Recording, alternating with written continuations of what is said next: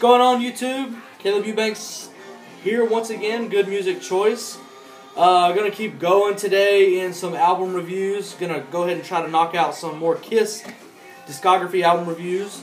Next in line, if you watched the last video, Rock and Roll Over, then you know it's time for Love Gun. Woo! Love Gun. What can I say about this album? Got 2 copies of it. It's my newest copy of it.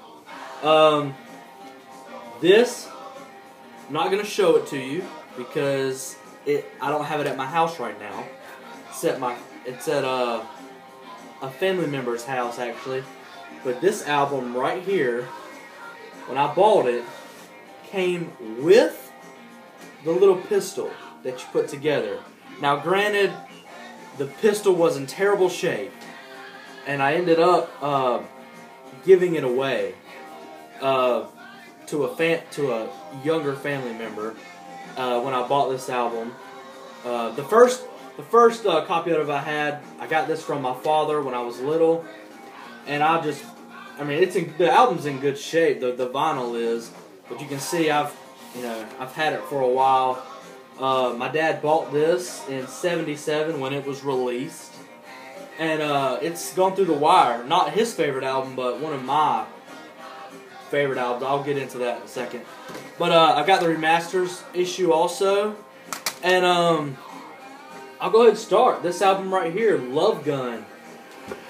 I'll go ahead and be straight up with you about this album.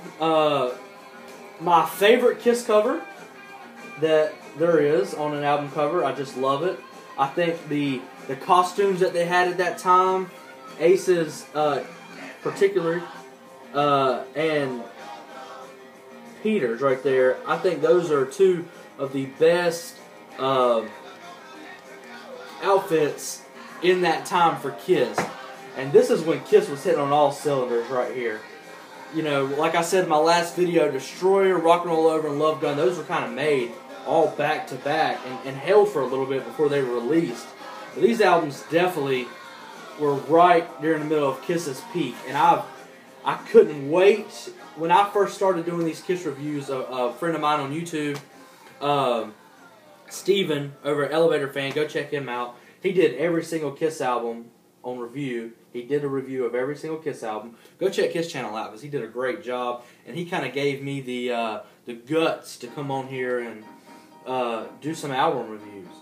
But first let me tell you about this. This probably for the longest time, being a Kiss fan, was my favorite album. Now it is my number 3 favorite album. I'm not going to tell you my number 2 and my number 1. You'll have to see that. I'll give you a hint. They're coming up soon. But this is definitely my favorite Kiss album for years. Love this album.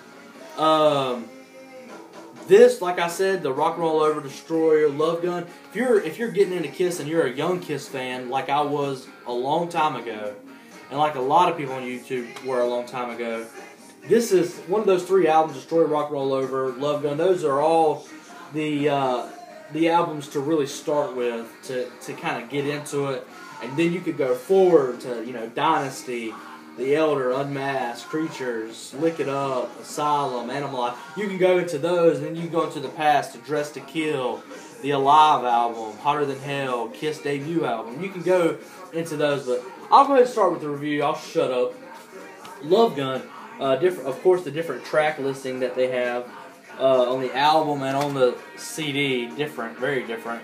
The album, the remasters opens up with I Stole Your Love, which is one of their best show openers I've ever seen.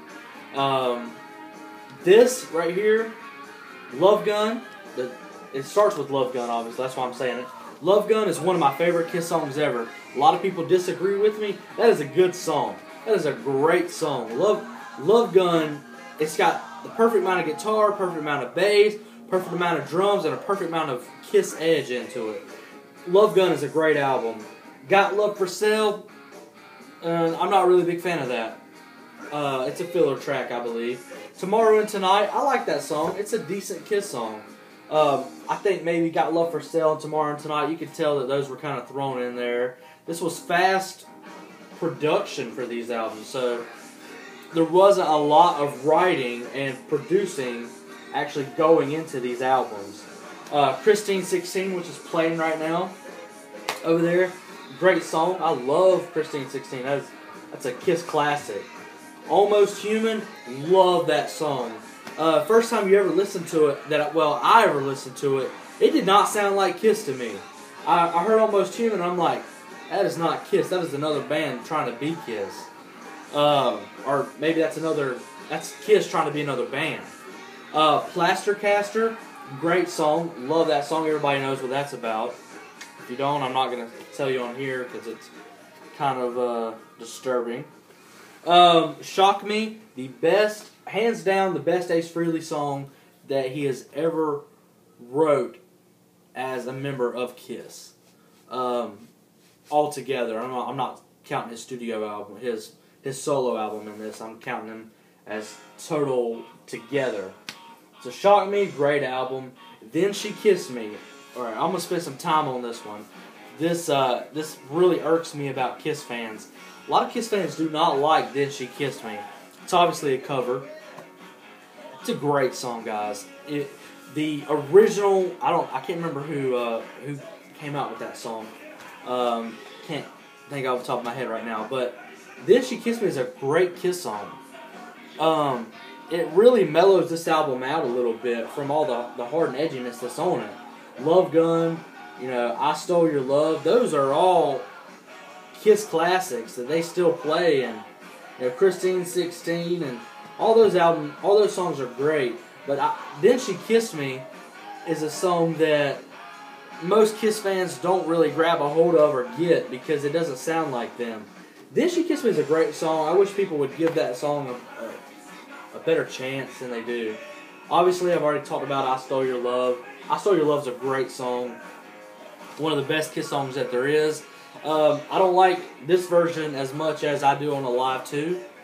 I Stole Your Love on a Live 2 is fantastic. One of the best, obviously, live performances that they've done. But the best performance of I Stole Your Love that I think they've ever did. And Hooligan. I like that song. Hooligan's a good song. Right there. It's decent. It's got some rawness to it, I think, but kind of cheesy in some points. But it's a Peter song, so you take it for what it is. Peter's a different musician compared to a lot of these guys. They're straight up rock and roll. Peter's more of a jazz musician, so a lot of his songs were a little, cliche, you could say, and catchy, and so you take it for what it is. But that's my album review, basically, of Love Gun. Great album. I love this album. Like I said, it is my number 3 favorite Kiss album of all time. There's not many albums like this album, and that goes a long way with Kiss. Also, I think that this is a sad point in time for Kiss right here. A lot of things were going on at this time with Peter and Ace.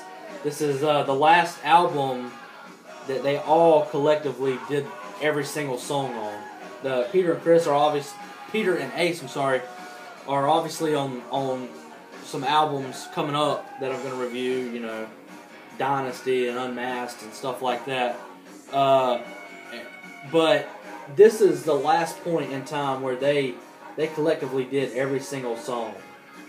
And that's sad, man. There were some problems going on in the band at that time. Drugs and alcohol were going on with Peter and Ace. And I really wish it wouldn't have happened, because I would have liked to seen what Kiss could have done in the year that the solo albums were made, just to see what it's like. The solo albums are decent, but I'd like to see what could have been done album wise if the solo albums were never made. What could have came out? Would an album like Creatures would have came out then? Trying to be more heavy, or would an album like The Elder like that would have came out at that time, where it was more mellow, more soft, a concept album of some sorts? It's an interesting thought. I want to get your opinion. what is your opinion on this album? First of all, Love Gun. Is it your favorite album? Is it not your favorite? Are you stuck on it a little bit?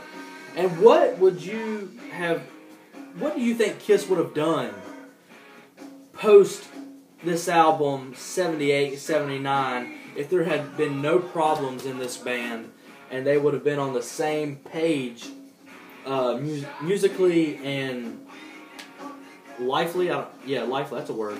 Lively, as far as doing drugs and alcohol and knocking that out and keep going. What do you think would have happened with Kiss if they would have kept firing on all cylinders at that time? Let me know. Comment, like, share. Tell me what you think. See you later.